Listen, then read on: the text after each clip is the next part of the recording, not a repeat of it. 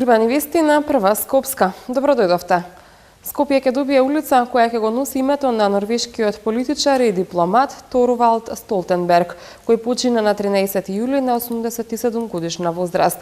Тој во 2008 година беше прогласен за почесен граѓанин на Скопје поради неговиот исклучителен придонес во обновата на нашиот главен град. Следуваат останатите денешни информации. Се преврте против пожарно возило, повредени тројца пожарникари. 40 нови автобуси на газ ке го задолжат град Скопје за 10 милиони евра. Град Скопје не сака да троши пари за одржување на фонтаните во центар. Од септември бесплатно ке се учи италијански јазик во едно од училиштата во Газибаба. Тројца пожарникари се повредени, но се наоѓаат надвор од животна опасност, откако денеска се преврте против пожарно возило кое е удало на работна задача. Дали станува збор за неисправност на возилото или за човечка грешка, ќе покажат резултатите од полицискиот увид. Во сообраќајна несреќа која денеска се случи во скопската населба Маџари, се преврте возило на противпожарната единица, која одеше да гасне пожар во Арачиново, при што повредени се тројца пожарникари. Веднаш по сообраќајната несреќа, пожарникарите со возило на итната медицинска помош се однесени во ургентниот центар. Повредените се надвор од животна опасност, контактибилни се, но се прават детални анализи во клиничкиот центар во Скопје, ни изјави командантот на територијалната противпожарна единица на град Скопје Звонко Томески. Како што дознаваме, екипата требало да интервенира на пожар во куќа во селото Арачиново, каде што биле опожарени 200 метри квадратни покрив и еден кат. На интервенција веднаш биле испратени други противпожарни возила, а на помош се вклучиле и екипи на јавното претпријатие Комунална хигиена.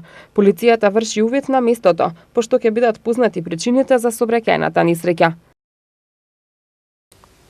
Градот Скопје ќе се задолжи за 10 милиони евра за набавка на 40 нови автобуси на газ. Станува збор за кредит со ниска каматна стапка, а новите автобуси за 60% помалку ќе го загадуваат Скопје. Овој тип на автобуси, истакна Шелегов, се најисплатливи за работењето на ЈСП, што значи нема да има поскапување на билетите ниту сега, ниту во иднина. Жестока расправа предизвика предлогот на градоначалникот Петре Шилегов на денешната седница на Советот на град Скопје за долгорочно задолжување на јавното сообраќајно претпријатие Скопје од меѓународни финансиски институции во висина од 10 милиони евра. Како што посочи градоначалникот Шилегов, задолжувањето ќе биде наменето за набавка на нови автобуси на газ. Станува збор за кредит со ниска каматна стапка за набавка на околу 40 на автобуси кои за 60% помалку ќе го загадуваат Скопје. Шилегов додаде дека гасот 10 пати помалку загадува во споредба со дизелот, а со набавка на овие автобуси, како што рече, ќе почне трансформација на јавниот градски превоз. Нашите очекувања се дека ќе може флотилата на јавното сообраќајно претпријатие да се зголеми, односно збогати со 40 нови автобуси, од кои што 2/3 би требало да бидат нископодни зглобни автобуси со капацитет од околу 150 патници, а останатата 1/3 треба да се нископодни единечни автобуси со капацитет од 82 патника. Само за компарација, даблдекерите кинеските автобуси кои што се дизел, во моментот имаат капацитет од 86 патници. Ниски. Повисоки луѓе малку тешко не собира, за жал, во градските автобуси. Во овој момент емисијата на штетни гасови во атмосферата која што се испушта е вкупно 10% од тоа што дизелите го испуштаат. На овој предлог забелешка имаа советниците од редовите на опозицијата околу задолжувањето на градот со кредитот. Советникот Јован Лазаров смета дека 10 години исплата на кредит е долг временски период, со оглед на тоа што еден мандат на градоначалник е определен на 4 години. Така што до исплатата на кредитот никој не знае дали на чело на градот ќе остане истата постава. Еднаш на ова говорница градоначалникот изјави дека Скопје нема систем на превоз. Ја не гледам дека овде нешто се проба да се промени системот, туку едноставно да се малку рефрешира, да се обнови овој постоечкиот систем на јавен превоз во Скопје.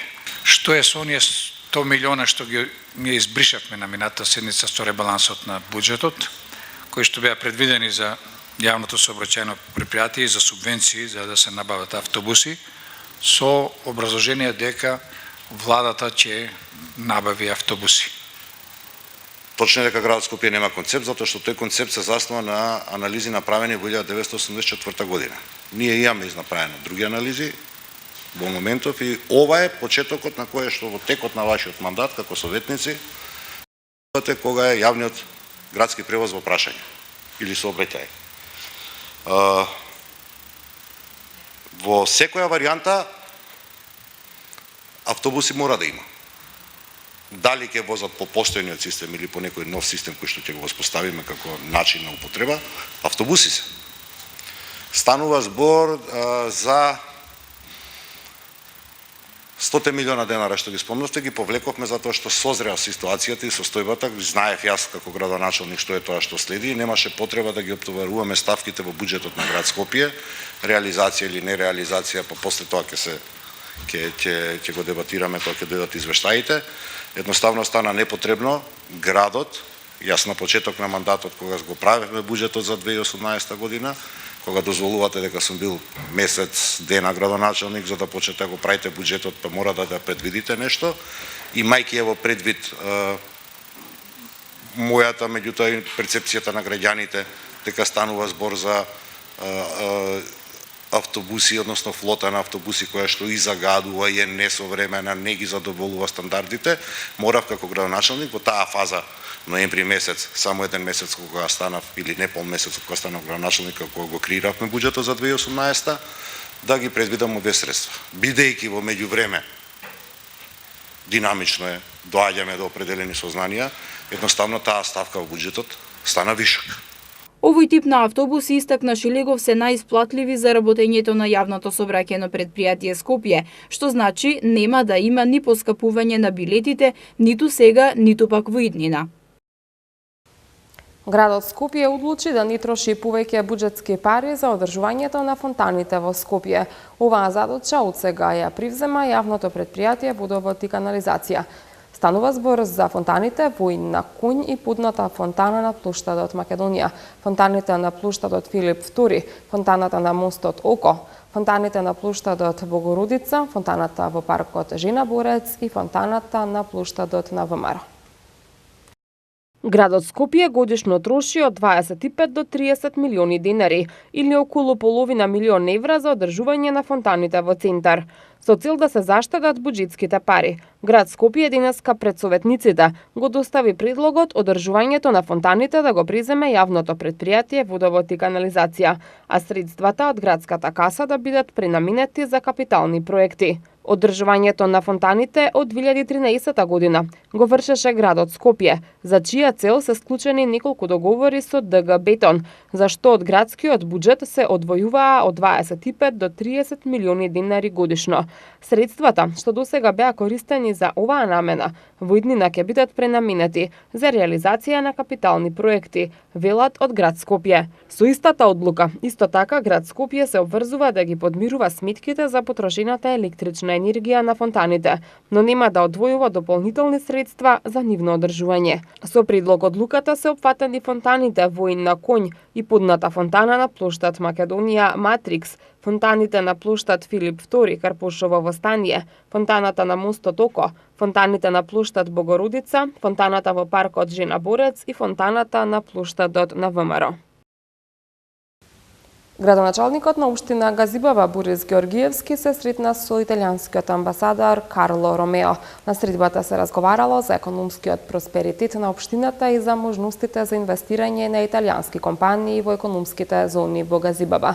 Меѓу другото, договорено е од септември бесплатно да се изучува италијанскиот јазик во едно од основните училишта. Градоначалникот на општина Газибава Борис Георгиевски се сретна со амбасадорот на Италија во Македонија Карло Ромео. Како што соопшти општина Газибава, Георгиевски го запознал Ромео со сите проекти на кои се работи во моментот, со кои значително ќе се подобри животот на сите граѓани од општината, како во урбаните, така и во руралните подрачја. Покрај ова, ги најави и оние проекти кои ќе следат во идниот период. Георгиевски, како што се посочува, ја презентираше и поволната клима за инвестирање во економските зони кои се на територијата на општината. Градоначалникот и амбасадорот предложиле да се одржи економски форум на кој ќе учествуваат италијански и македонски компании и бизнисмени, кои детално ќе се запознаат што нудат овие зони. Договорено е исто така во едно училиште во Газибаба бесплатно да се изучува италијанскиот јазик и култура, пилот проект кој се очекува да стартува од септември. Се реконструираат подовите во училниците во основните училишта во општина Аеродром. Од општината најавуваат дека активноста ќе продолжи во текот на летниот период со цел подобрување на условите за престој на учениците. Општина Аеродром деновиве почна со реконструкција на подовите во основните училишта Љубен Лапе и Лазо Ангеловски.